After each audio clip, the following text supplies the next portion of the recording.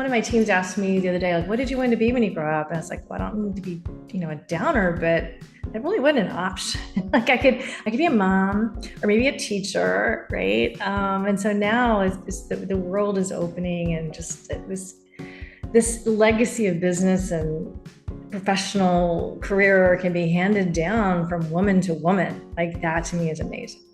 Today, we're talking with Gail Stout Perry, partner and strategy services and ESG executive at Credera, a global management and technology consulting firm focused on strategy transformation, data technology, and AI solutions for the clients they serve.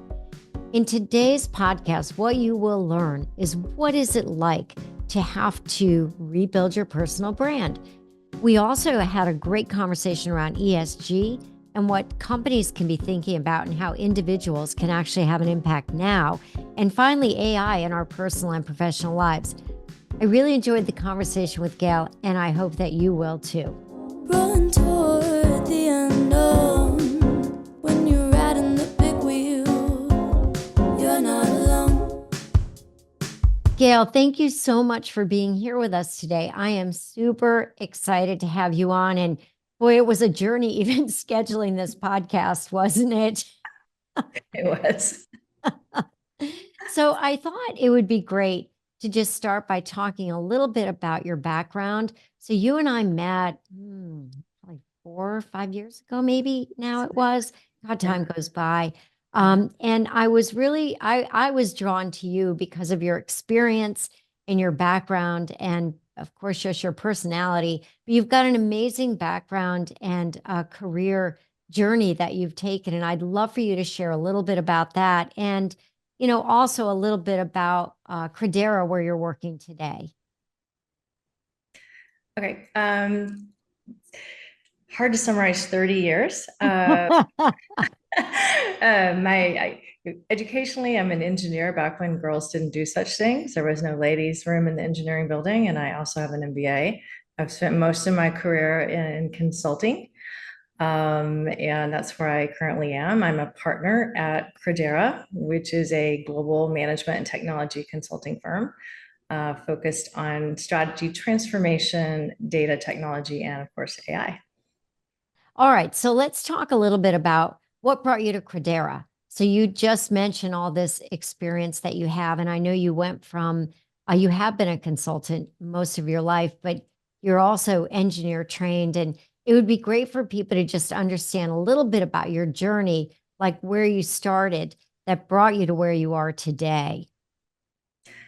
Yeah, you couldn't have planned it. It's a serpentine career path for sure. I was recruited out of engineering school into what is now Accenture to do something that I'd never heard of called management consulting. I did a few years at Lockheed Martin, and I was also a pre-sales engineer at a software company. So I consider that my foundational training, where I learned about business and systems and engineering and sales and processes. And then I became what is called a step out in my generation, because I also wanted to be a mom. And that was before the Family Medical Leave Act. And so maternity leave wasn't particularly common. And I also wanted to give my child what I had the benefit of. I had a stay home mom, and I just couldn't imagine doing it any other way. So I had my daughter, and I stayed home with her for almost 5 years. And then I had needed to get back into the workforce. I wanted to get back into the workforce. But I think we've talked about this, Michelle. Like, she was born in 96. I had been in technology. The internet came along, cell phones came along, email, everything had changed. The interface, I was like, oh my goodness, what do I do? So, and I also wanted to control my schedule. I wanted to have flexibility to be a great mom and to be there after school. And so, I just did the natural thing. I started my own company. I say that very natural. I say that very flippantly. There was a lot of angst and tears and worry and not knowing how, and just kind of had to kind of step out and get started. And basically, I was doing consulting work focused on the nonprofit sector in North Texas. I wasn't trying to grow my company. I was just to create work for myself and some income. And occasionally, I was a little too successful and had to use contractors. But yeah, so then one of your, what do you call them, the big wheel moments was Yes. during this era. I laid eyes on a strategic plan for the first time that someone was presenting. And it was like the clouds opened up and the sun shined down on this document that encapsulated everything the organization was and was trying to do in a very simple, clear, actionable way. And I thought, this is it. I just fell in love. And that's how I made the pivot into strategy. And of course, with an engineer and an MBA, that I didn't realize those two things usually equal strategy. I learned that later, but so my mind was already kind of prepped for this sort of work. Yeah. Yeah. And then so I went to work for Balance Scorecard Institute for a decade. That was where all the interesting client stories come from, Michelle. You know about me. So because I was leading strategy workshops or teaching strategy and organizations around the world for a decade, we wrote a textbook, and then internally, I was continuing to hone my operational skills, like reworking consulting, reworking sales and marketing, and expanding the international presence. And so all of these things just kind of like added up over 10 years. And the flexibility of being able to take my daughter with me on some of these amazing travels and have her be part of this. So it was just kind of the perfect blend of what I needed in that phase in my life. That's pretty fantastic. I have a question for you about what was it like to just step out, and then, what was it really like stepping back in? So I did the same thing. And it was hard because I had a global job that I really loved. The travel was immense. And I also made the choice for my children. And I stepped out a little longer than you did. And then you step back in, and it's like, holy moly, because the world has changed. Yeah. And for people that are doing that today, you can argue the world is changing even at a more rapid pace. So you made the decision to step out for your daughter and then step back in, right? The business world. But then ultimately you chose to start your own business. And what was that like for you? Because it was, you're working in a corporate environment. You were already a professionally trained consultant, and now you were taking that big leap into owning your own business. So kind of the factors, the decision around that, you made it sound so easy. And I'm wondering if it really was that easy.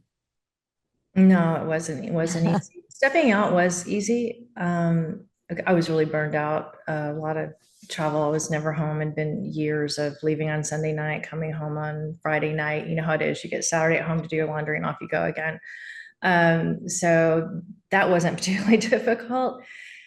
There was a lot of angst around how to get back into the workforce. I knew I didn't want to go on the road like that. I didn't see how I could do the things I'd been trained to do and be able to balance a life. I just couldn't see a way out. I looked at, maybe I could be a party planner, maybe I could be a nanny, maybe I Wow. could be a piano teacher, maybe I could be, it was really a lot of circling. And just through conversations and kind of networking and talking to people, I found someone that said I could use your help on something, right? And it's like, well, okay, I could do that on a contract basis. And it's like, okay, well, I could make this a business where I'm contracting basically, and gaining skills and knowledge. I knew nothing about the nonprofit sector other than while I was getting my MBA, I spent a few months working for a CPA firm, and I'd audited a few school districts. I knew that. So, yeah, so I had to learn like a whole new language and just try to apply what I knew in my capability to think and to research. And, I knew how to use a computer, right? So I could dial in, Yeah. and I knew how to figure out how to surf this new thing called the internet and start to piece things together. So one of the first pieces of work I got, a client had been given a grant from the White House to do a study on the long-term impact of alcohol and drug abuse. Wow. And I think that was the one, I may be misremembering, but I remember it was a White House grant. It was long-term impact, and it was like trying to link things together. And I was like, sure, I'm sure I can do that. So I didn't even know there was like the UCR. I was coming back to me slowly, like all these databases and people who keep these records. I'm just like figuring it out and calling up people and can you help me? Can you help me? And then trying to piece together the data and then figuring out how to visualize it and create this storyline and then try to do it in a graphical way. And I am not graphical at all. And anyway, it came out, it was really nice. I mean, of course they had people, Wow. but yeah, it was, once you start working on a problem, you forget to be scared and you're just like, I'm going to solve this. Like I can do this. And you just keep digging and digging and digging. So I love that story. And I find it really interesting and fascinating that you made the transition from being fairly technical into what you're doing now. So, one of the things I really wanted to dig in with you, well, there's two things, but one is around ESG. I know you lead that for Credera, and you and I had a great conversation about it. As I see ESG, it's a buzzword still. And if I'm a leader, I'm either really happy about it, maybe embracing it, or I'm scared to death, right? Or I still am not even quite sure what it is supposed to mean to me in my organization. Okay, I'll have other people take care of it, the things that we must do. So you have a real strong position on, what it really can mean from an organizational standpoint as well as an individual. So me as an individual, call me a consumer in this world, a participant, someone who lives here on this earth that we've been given as a gift. And so I feel that I really wanted you to share some of what ESG really means, and then how companies can really look at it. And particularly, we're going to get a little bit into, I think, the S space, and I'd love for you to share some of those stories. yeah, so we're not too late to the game on ESG. I first heard the acronym when I was helping a client with a 5-year corporate strategy. It was a global publicly traded company. And the executive team said, we're going to have to build ESG into the strategy. And I said, what is that? And they said, we are going to have to figure that out. No one seems to know. This was several years ago. And then I've just sort of like, I kept this piece of paper where I just doodled and doodled, like, where do I think it's going? How does it fit together? Because, I think strategically, I want everything to fit on the Yeah. piece of paper and fit together. And so, the rest of the world's a little bit ahead of the US, but I can break it down for you. ESG. G stands for governance. And just think, this is about your shareholders. Is your business going to be a going concern? Do you have a good board governance? Do you have transparency? What about cybersecurity, data security, all the things that a shareholder would care about? The S is you just kind of widen the aperture a little bit. Like, what about the people that our organization interacts with, whether it's our employees, workers' rights, workers in our supply chain, do they have access to clean water, things like that. But it's also about the communities in which we live. So that includes DE&I fits into S, very squarely. It's one of the early things we saw here in S. And then social impact. So the philanthropy program that I stood up and run at Credera, that's in the S, right? And then E is the one that seems to be getting all the attention and confusion. That's environmental sustainability. And it's really 5 aspects to that. One is, greenhouse gases. That's, global warming. Everybody's, knows about that one, but it's also about water use. It's about waste and pollution, biodiversity and things like that. So every business, depending on your model, has different aspects of E that you're impacting or you can have a more positive impact on. Thank you for that. I think you broke it down in a very easy way to understand and consume, because it can seem really daunting. So let's put myself in the position of a leader right now, and then I want to put myself in the position of a person, me. And so, as a leader of an organization, let's say it's got a global footprint, where do they even start to think about this and put it? And okay, how do they really think about it? You can argue a lot of companies are. And let's talk about this being a US company, since we talked about Europe might be a little bit more forward in this space. How do I start to prioritize and think about what I would need to put in place just to start? That's the exact question that caused me to stand up the ESG practice here, is helping, just like you would with any strategy, break it down. Where do we start? Right. So if you don't have good governance in place, but we probably ought to start there. in environmental sustainability, that's the one that's getting more attention, and the reason that U.S. companies are going to have to start paying closer attention. One, the SEC passed a new policy. It's being argued right now, so it's on hold, but it will probably go through, in which all publicly traded companies are going to have to report their emissions, and they're going to have to be auditable, just like your financials are reported and auditable. Okay. And so that creates a data problem, if you will. Like, how do we do this in a way that you can't do this on spreadsheets anymore? I think I read over 50% of Fortune 500 are still using spreadsheets to track their emissions, right? So that's not, how do you defend that when you're in an audit situation? So that's the other part of the ESG practice, because Credera does data and technology and transformation, all of that. You can think about the, probably 40, 50 systems inside of a large company that have the bits of data that need to be pulled together and run through the, emission vectors and do the calculations and put into the reports, so you report to the reporting bodies. So it's really just a big data project. But then you still break it down, right? I've got a client right now, I think they have 36 data sources. We're not going to get all that in the first year. So like, where can they just kind of continue with how they have been, and where can we start to, piece by piece in an agile way, start to automate, bring things into a data lake, and start to build out what they're going to need. The other interesting part is, like, even if you're not publicly traded and this SEC ruling won't affect you, your ability to sell your products and services are going to be impacted. And that's the part that's the most interesting to me, is if you do business now with a major global company, you're probably being asked about your commitment, about your measurements, because as a vendor to someone, you are part of their scope 3 emissions. So if your emissions are going up, theirs are going up.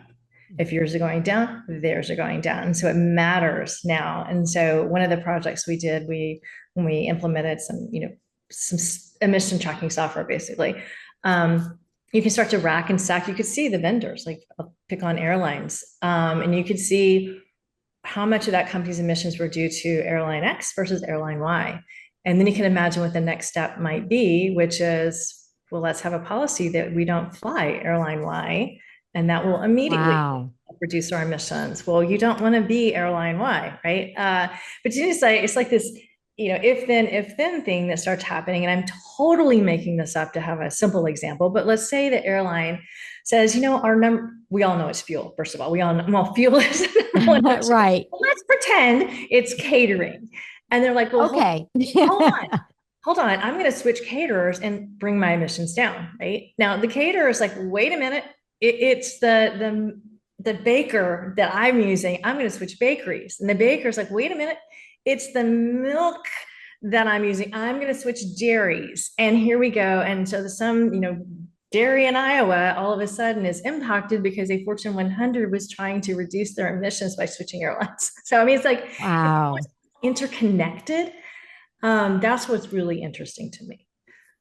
That's very interesting. So let me ask you something. When you work with a particular company, is part of the process, are you mapping that out? Like how they're like, I don't really know how you measure a company's carbon footprint today. I don't know. And climate scientists do. There's climate scientists factors, and how you convert everything to a common denominator. So regardless of the type of gas, it's converted to like a CO2 equivalent. Okay. Yeah. And there's products that can help you do that. There's consultancies to help do that, because it's constantly changing. The science is getting better, right? Yeah. So you're saying that a company then needs to just start with their governance. If you were like just really starting with ESG, I mean, that's the first place you look, right? But honestly, most companies are already pretty solid right there, unless they haven't paid attention to security and data privacy, because data privacy being the most recent area to impact G. Yeah. So let me ask you, just because I'm curious, and I realize it's a general statement, but where do you think that a company can have the biggest bang for the buck impact? So it's the least, let's say, cost the least amount, let's say, it has a bigger impact than other decisions they might make, or maybe it's the ease of implementation based on the return that they're going to get. Are there any things that you see out there that, are good success stories that you've seen, which might help companies think about where they would start? Well, that's where there's not a one size fits all because every company is a Mm, different business model, right? And so it just depends. Like if you're yep. a grocer, then well, maybe it has to do with your supply chain, maybe it has to do with packaging, maybe it has to do with waste at the end, things you throw out. If you're a professional services firm like we are, our top two emissions are reasons for air travel and well, by three facilities and commuting. Yep. Um, so I mean, this won't be popular, but there was a study came out, I think last week, that companies can reduce their, you know, emissions tied to commuting basically by 10%. Like if you just like allow a little bit of remote. Mhm. So that's interesting. This like tension I think that's going to happen between return to office, getting to go back into our city centers. I mean, because there's an economic reason for that too, right? Like you think about the Of course. vendors and the Yep. restaurants around, and like all the reasons, right? And then being together, we're more creative and all that. But then but that also increases our environmental footprint, and Yep. that's going to be important as well. So how do you balance those two things? Mhm. You know what? I agree with you. I think that companies need to take a bigger view because there is that whole thing around remote versus in office. And, I hate that we're even still continuing to have this conversation, but the number of people that are impacted in something, the harder it is to change. We all know that, right? So now we went from everybody's home to now we're, having this thing about in or out. I do think that the balance is terrific, so personally, we have people, we had them in twice a week. We do have them in 3 times a week, but not everybody, but we do. And then have a couple days that they're working remote because as a consultancy that I have here, there is that collaboration aspect. There's something to be said when we're around the table and we're working with our clients, even if they're virtual because of the eye contact and connection. But I think that it's a bigger picture. It's not just are they in or are they out in productivity, but I think you got to be looking at the impact that we can have. We have a lot more people than we used to have, right, in this world. And we're commuting in a different way than we did. So, anyway, I would agree with you on that. So, let's bring it down to the individual level because this is what always interests me. What can I be doing differently? And gosh, Gail, I remember going to sustainability events back in the 90s, right? Yeah. And the things that they were, showing out in LA, because my sister lived in LA. And, it's interesting that so many years later, because my daughter goes to big events around sustainability. In fact, she led sustainability at Georgia State, her college, the sustainability effort there. And it's interesting to me that the same products, services, talk track, the things that we were being told in the 90s, here are things that you can do, are the exact same things. I'm like, well, I knew about that and I was thinking something new.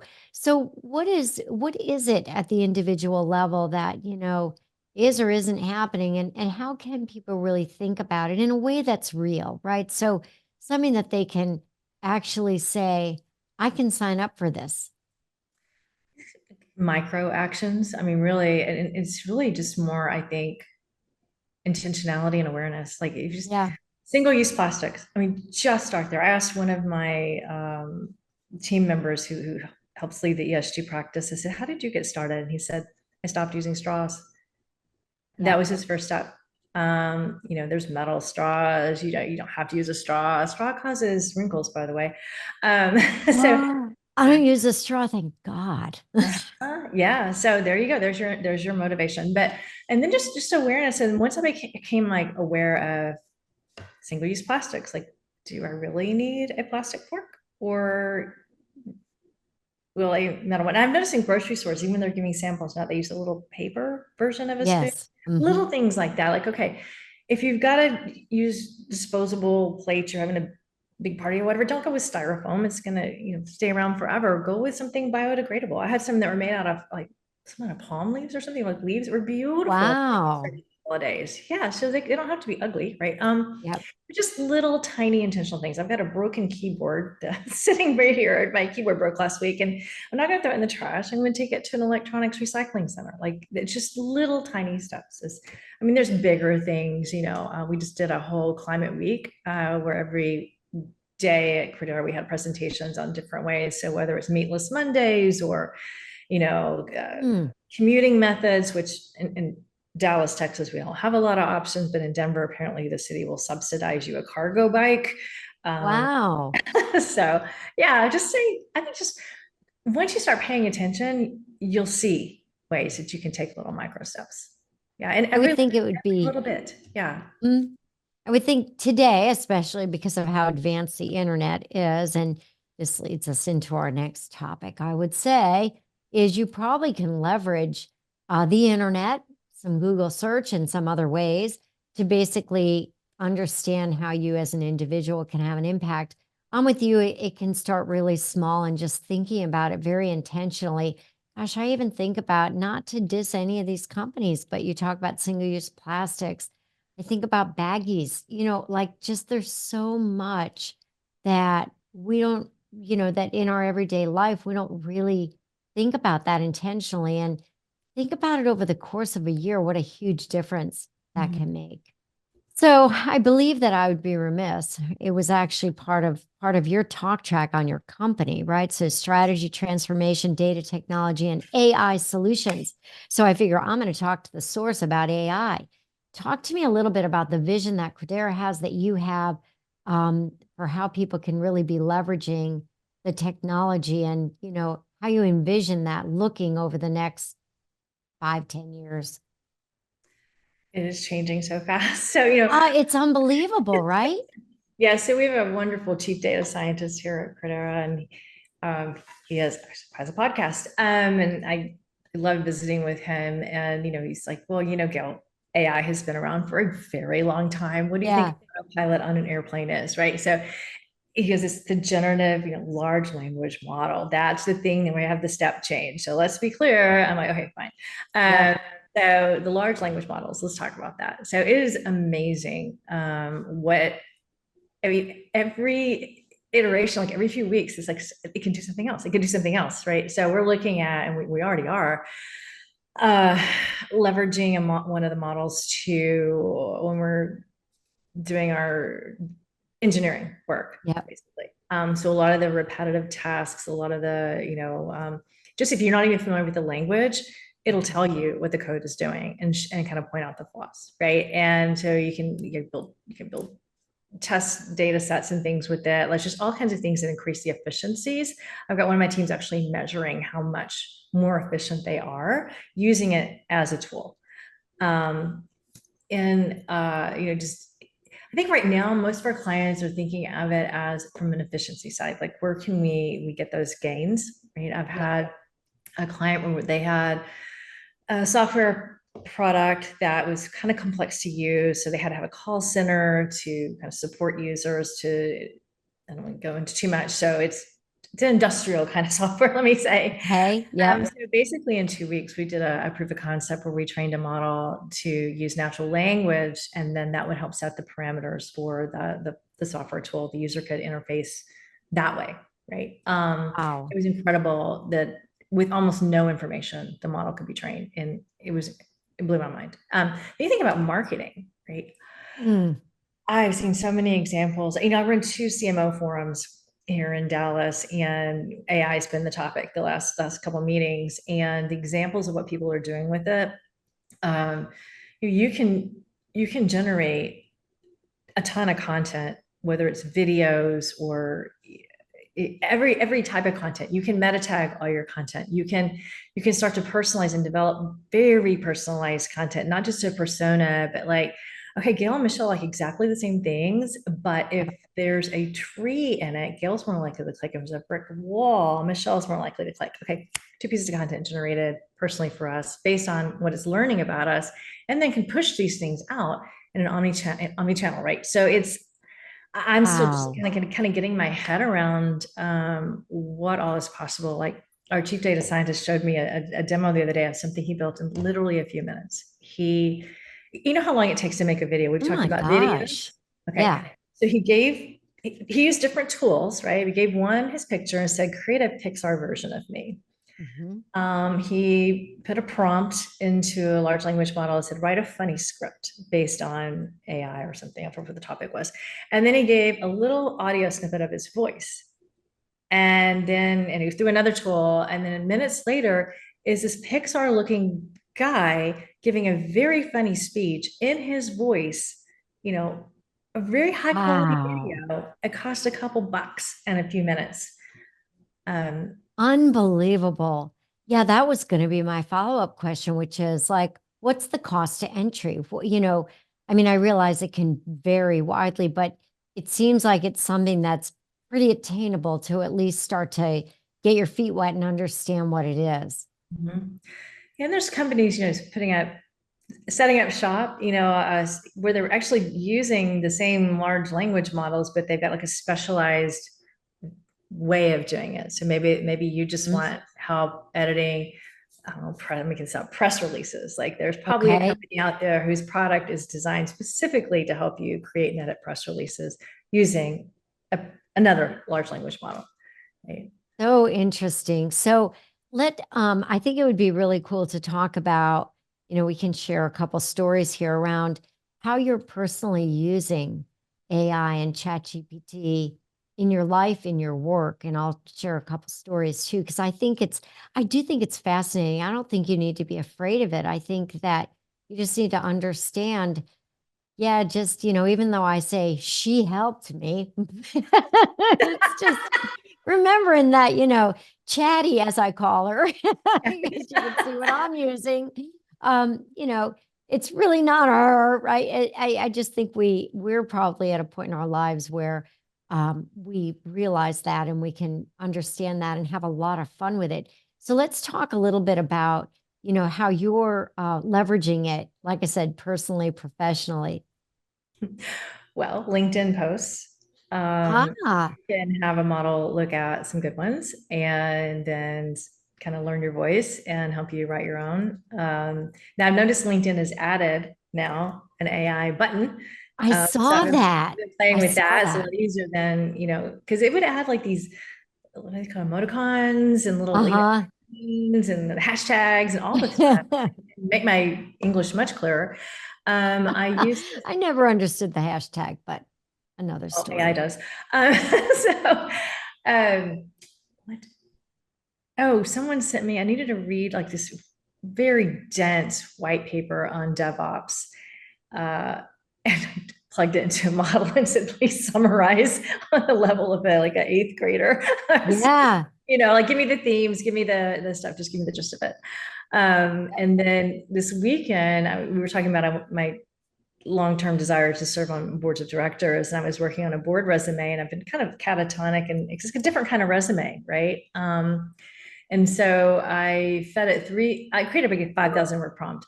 Fed it, I had to go look and had to figure out what a good board resume looks like. Then I fed it my examples, and then I fed it three different long version CVs that I've used for various things here at the firm, right? And then I fed it two versions of my personal brand. I was like, go, right? And I fed it through several different models. I had five of them, actually, like 4 or 5 laid out, and I'm like pulling all the best of it together. Kind of wrote my own, ran it through another model, and I said, here's where we can make some improvements. I took its suggestions, a couple iterations, and then took all that and fed it to another model and said, write me a board resume as it were from scratch. And then so it took me, a few hours, but it was way Wow. better than starting with a blank sheet of paper. And I think it came out pretty well. And then I had to find something that would like format it for me. And I did find a company that uses AI formatting. So That is really fantastic. So yeah. I was using it a few weeks ago and it was really helpful. So there are certain types of so I was looking for a workout plan, but I Ooh. wanted a combination of weight training with cardio, the right mix of it, and then balance and stability, and strength. So strength, cardio, balance, stability, right? And I read the book Outlive. I like Peter Attia. That's a philosophy I can live with as far as like his thoughts on workouts and all. And I said, through the lens of Peter Attia, like I'm entering all this stuff. Here's what I'm looking for. Well, first I asked for the workout, but I'm like 7 day a week workout, maybe 1 day of rest in there. What could that look like? And I just kept prompting different questions. And I got to tell you something, Gail. I have an amazing workout schedule now. And I gave it to someone who was a personal trainer. I said, okay, I entered this into chat. And then based on, me wanting to get balance, stability, all this other stuff, here's what it came up with. And his feedback was, okay, that's really, really good. It's very well balanced. You're going to work out your whole body. And I was even asking stuff like, okay, can you give me a little more focus on, upper body, heart, shoulders, back, whatever. But it ended up tailoring. And again, it probably took me a couple of hours, but it would have taken me days to come Days of up with that. research. Seriously. Oh, that reminds me, the first time I used ChatGPT, Yeah. my book group, we talked about my book group of 27 years. I was hosting, the book was The Power. And I said, I'm hosting a dinner party and it needs to be thematically with the, and by the end, and then I kept, giving it more prompts. Well, I'm looking a little more like Turkish, what it mixed in with that little, and then by the end, Mm. recipes, the drinks, playlist, decor, and it would even convert those Wow. recipes into a shopping list. Like, No. yes, yes, I planned the whole event using AI. I thought, well, because it's kind of a dystopian book, so why not let AI plan my party? Very cool. I know, right? Right? 1984, here we are, right? It's like, Yeah. oh my God. I guess you can kind of look at it like an assistant, right? That's what I do today. And yeah, so I'm like you. I'm using it to look at got annual reports, synthesizing that. Yes, We're getting 10K. ready for client calls. Like it's, tell me the top 5 things that I need to know about what's happened with this company over the last year. It is extremely helpful. Extraordinary. And then, all you have to do is validate, right? Validate, trust, read, of course, dig more into it. But it is definitely a time saver. In fact, I'm challenging my team to think through how it can help them be more efficient on their project work so that they'll have more time for the higher order problem solving and thinking work. Mhm. That's it's interesting because when you think about consultants, they want to, at least, from my perspective, I'm also a consultant from way back all the way to what I do now. And, our tendency is to want to do everything, right? Do all the research.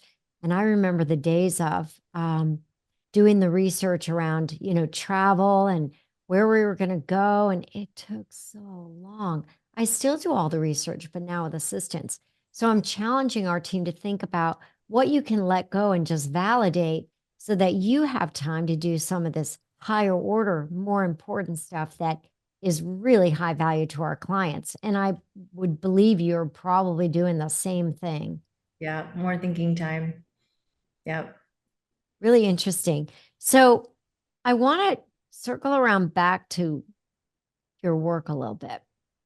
People have gotten to know you a little bit right now. And so, you know, talk to us about maybe some uh, career highlight moments that are of interest to you that you'd like to share, maybe a story you'd like to share. Um, Maybe it was a challenge that you faced, something that was led to a trajectory change, but just something that others can learn from. Well, I've already mentioned when I discovered strategic planning was a huge inflection point, right? We know motherhood was a huge inflection point. Um, we've talked over the years about some of the interesting work I got to do in strategy, which to me it's the most fulfilling because you can see the imprints of it years later. So I got to work with a division of NASA, the safety and mission assurance on a strategy for manned space flight. And I'm starting to see aspects of that play out in the mission to Oh, Mars. interesting. Yeah, now it's not, my strategy, like I facilitate it, right? But like you're in the room and you're pulling the information out and you're putting it together and pulling the information out of people whose job it is who know this stuff. I think we've talked before about like the Botswana, the strategy to have prosperity for all, and the Healthy Base Initiative, which is still going under a different name. I think it's Operation Live Well now, but some of the things we did to try to improve health outcomes for military members and their families that we hoped would permeate to society. And you're starting to see it now with the Better For You foods and some of the innovations that came out. One of the ideas from one of the innovation firms that was part of it was around having a mirror that could have your personal instructor in it. And of course, those are available on the market now. That was just a wild idea when it was on a flip chart many years ago. So yeah, I feel so fortunate that I've, all the places I wanted to go. I wanted to work inside the Pentagon. I got to work inside the Pentagon. It just feels like I had this like wonderful, wonderful list. When we've talked about like my career up through the Balanced Scorecard Institute, and then I made the pivot back to get back into technology, and then specifically back at Credera. I was kind of driven to do that. Couldn't really tell you why exactly, other than I knew I wanted it, and I wanted to be a partner in a consulting firm from the minute I graduated college when I found out what that was. And then, but in the pivot, I had a bit of an identity crisis. Because I went from, traveling the world, being in the boardroom, leading these strategy sessions, company after company or organization after organization. And what we do now is a lot of technology. So leading a lot of technology engagements, looking at, transformation and all that. And, because I've written a textbook on strategy and my whole personal brand was about strategy. And the identity crisis became, well, now who am I? Like, so who is Gail? And kind of get the essence of, and Michelle, I've talked about before, like when I'm thinking about it or advising people to think about jobs, like don't think about the job itself, think about the attributes of the job. And that will kind of help drive you, whether it's you need flexibility, freedom, travel, challenges, whatever it is, right? Yep. And so that's kind of how I went down this personal brand path to kind of figure out who am I that will continue to guide me as I move into these next chapters, and then I can explain myself to others that I want to work with. So that's sort well, of let's talk about that a little bit. I think that probably more than one person in their life has hit an identity crisis. So, like me myself, I left consulting to start my own string of retail stores, if you will. And it was an Italian franchise brought to the United States. When I made the decision to step away from that after 12 years, it was like, and now what? So tell me about, and we discussed this, and I would love for you to share with everyone listening, just what that journey was like and how you went about identifying it, and you still are, right? How you are defining and redefining your personal brand. Yeah, it's been a journey. I bought books, went to seminars, asked my friends in the CMO forum who do marketing for a living, asked my own marketing team to try to, it's kind of hard to describe yourself, Yeah. hard to talk. In fact, this podcast is hard because I'm talking about myself, right? Yeah. So yeah, can I just read you the 4 bullets that all of these people plus a lot of AI has landed on? I think that would be great. Yes. Not necessarily perfect, but I think it's closer. I'm known for breaking barriers and driving change with courageous steadiness and quiet strength. So that taps into, female engineer, first female partner, only woman in the room most of my career, and just never giving up. Of course, have expertise in tackling complex problems and crafting impactful strategies. That's what I've continued to do and have done.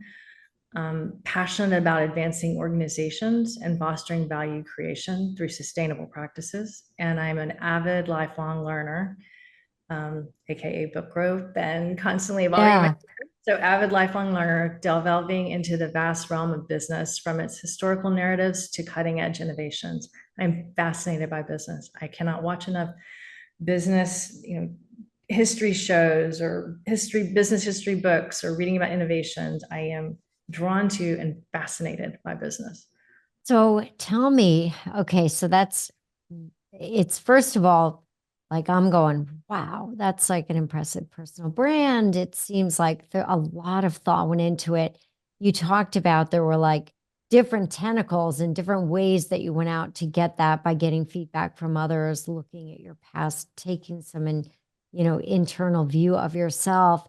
So how, if someone's thinking about they're having that identity crisis, or they're looking at, gosh, maybe I've never even really thought about my personal brand before. How did you really start? I mean, you can buy branding books, right? And it says start with, who you are, or, what's your why, right? Like you can start like that, but how did you really start? And, like something that is concrete, just here's the path I took, doesn't mean it's the path others would take. But how do you really face that? Because it can seem daunting, and it can also to others seem like, something that's not very concrete, if you will. Unfortunately, it wasn't straight. It was sort of like, oh, I started my own business. I have a personal brand. Uh, uh, I went to a seminar, and there was a book and a workbook, and it still pings me that I haven't finished my homework, 4 years later, because I just couldn't. But part of that was asking others to describe me. One of the assignments was ask various people who know you in professional and personal settings to describe Wow. the essence of you, right? And the value you bring and what they value about you. And so I started looking for themes there and what seemed true or not true.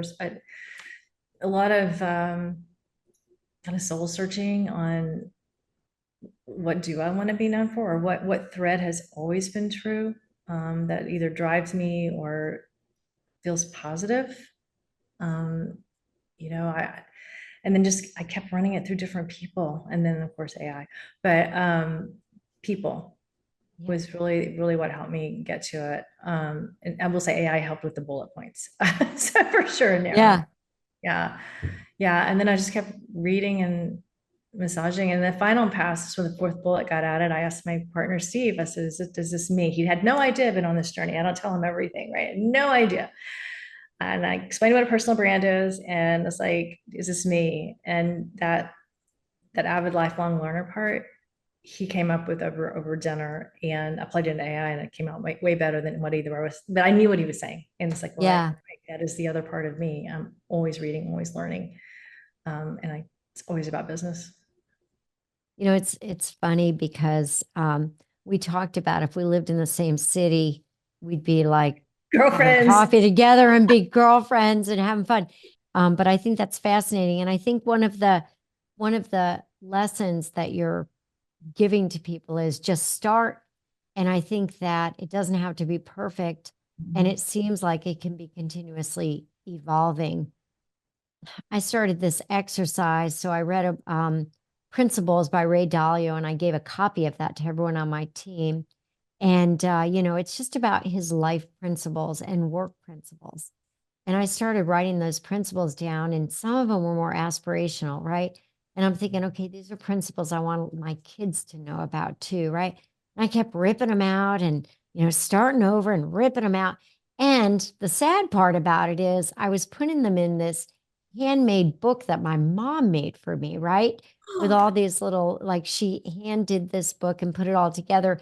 And I realized I haven't left myself much pages, to write down my principles because I kept ripping them out. So I'm like, wait a minute. I'm trying to be perfect about this. And really, it doesn't have to be perfect because we're not, right? So it's just a matter of I'm always about, continuous improvement and accepting where I am, being true to myself, right? And then when I kind of relax a little bit, like I'm not writing this book, that I'm expecting to be on I don't know, the New York Times bestseller, but it's just, it's life. And life can be messy and take different turns, can it? Yes, life can be messy. Yes. I mean, it just can. It's So, so easy when you get, to like, I think we're both kind of hitting our stride, and it's really easy. Oh yeah, well, it's a really straightforward path to get here. Like, no, it wasn't. We had no idea where we were going. It's like, I we're know gonna it. get there. I think we had an idea where we wanted to be. I know. I'm telling you, what I'm learning as I get older is that I totally understand that whole saying about, youth is wasted on the young, because I always thought I was too old. At 30, I thought I was too old to make some dramatic changes in my life. I make more change now at this point in my life than ever before. And I kind of run to it because I think it's really exciting and fun and feel like, I'm hitting my stride too, just like you. It's pretty interesting. There's our So book title. That's our book title, Hitting Our Stride. hitting our stride. I'm in if you're in. I'm Yeah, in. that's a good one. I'm in. Good one.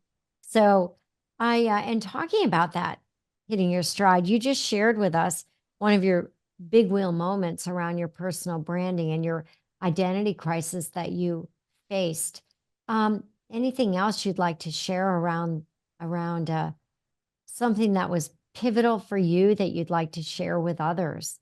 Work-wise, probably not. The other, I don't know if I mentioned this already in this podcast or not, but my daughter, locking eyes with my daughter, and not, she stared me down the minute she was born, put into my, and just didn't break her gaze. I thought, oh, wow, you are from Wow. nature and you are going to change my life in ways that I certainly have not anticipated. And I've integrated, and you should be integrated in my life. I had no idea how deeply. I was fortunate to be able to integrate her into my work, into my travels, into like, she has grown up to be my best friend and confidant, and she's an incredibly powerful woman. She is a lawyer. She calls me every morning and every night, and we talk business. Wow. Is just wonderful. I mean, we do other things like we brunch and Yeah, but yeah, that's so cool though. 5 days a week, twice a day, we talk business. And like, what a legacy. Because I think about, how things have changed. And, one of my teams asked me the other day, like, what did you want to be when you grow up? And I was like, well, I don't need to be, a downer, but that really wasn't an option. Like I could be a mom or maybe a teacher, right? And so now it's the world is opening, and just this legacy of business and professional career can be handed down from woman to woman. Like that to me is amazing. It really is, isn't it? I was thinking about this. We were in Nashville. That's where it was. And I was running around the park in just outside of the downtown area. And they had this huge bronze statue, right? And it was all these women that had made impact. And I thought about it and I thought, it wasn't that long ago that even in the US that women didn't vote. I mean, if you think about it, it really wasn't that long ago. And look at how far things have come. I love that I can truly say to my daughters, if there's something that you don't accomplish, it's on you because you have the opportunity now. It's pretty amazing. There's like no excuses. I was at Old City Park earlier this week, and I took a picture of, there was a sign, and it's one of the historic houses there, Yeah. said a woman has registered to vote. A woman who lives in this house has registered to vote. It was a former home of a Hmm. and I took a picture of that because you're right, it hadn't been that long ago.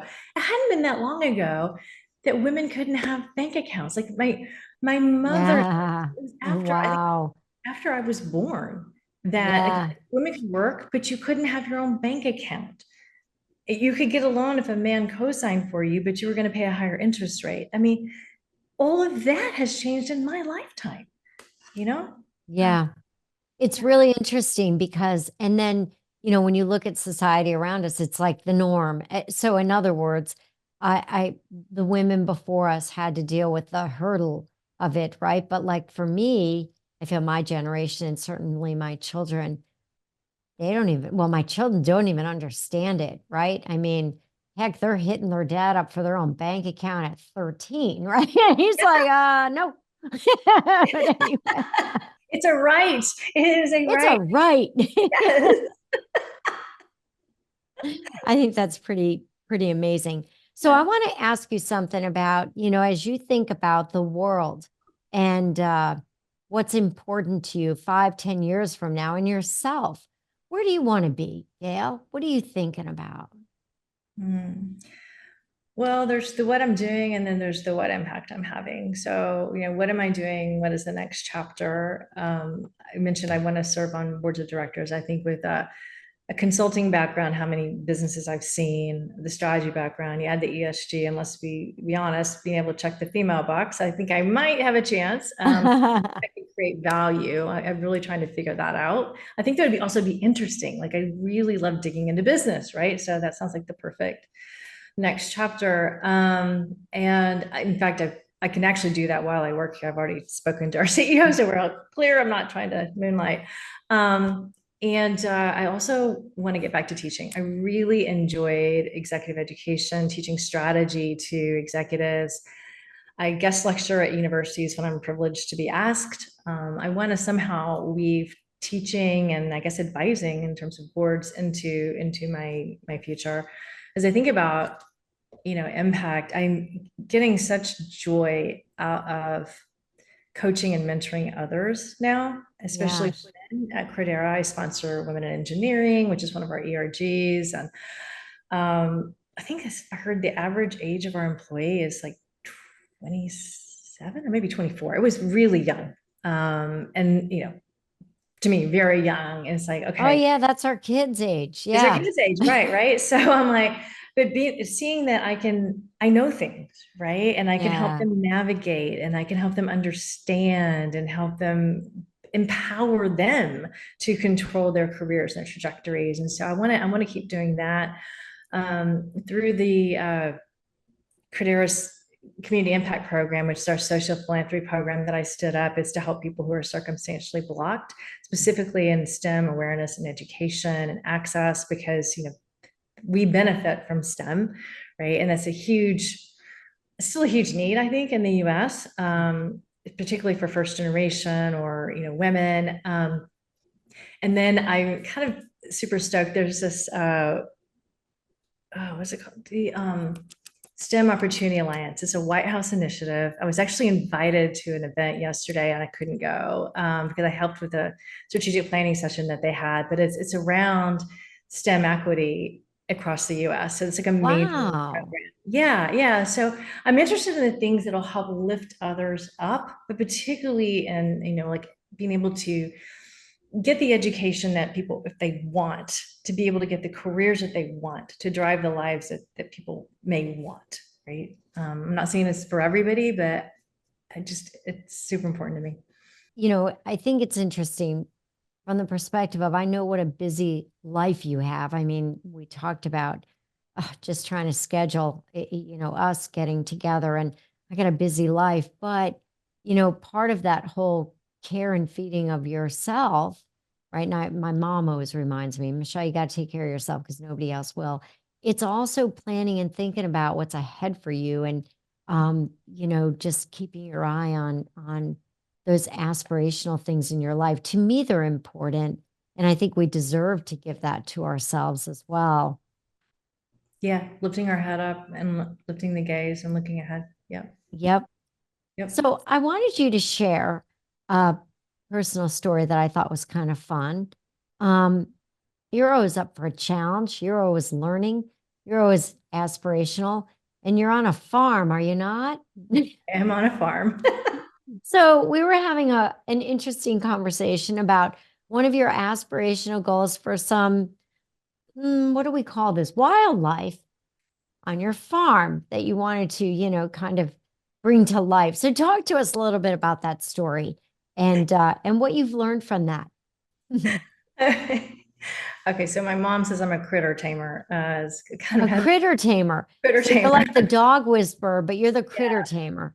Typically with Got birds, but so yeah, so we have wild Canadian geese that come through here every year, and 4 years ago, exactly May 2021, I decided I really wanted to touch one of these geese. I wanted them to live on the farm. I want goslings. I want the whole thing, right? And so I have been very diligent, especially this year, spending hours sitting outside, trying to get them used to my presence down by the pond. You can do a lot of thinking and reading when you're down there. And uh, cut to the chase. Yesterday, I heard a bunch of honking, and I haven't been able to get within. It got to where I could get within like 12 feet of them, maybe, because I realized I was going to bring corn when they're at the pond. But yesterday, I heard some honking and I heard some tapping, and they were tapping on my kitchen windows. My windows are floor to ceiling.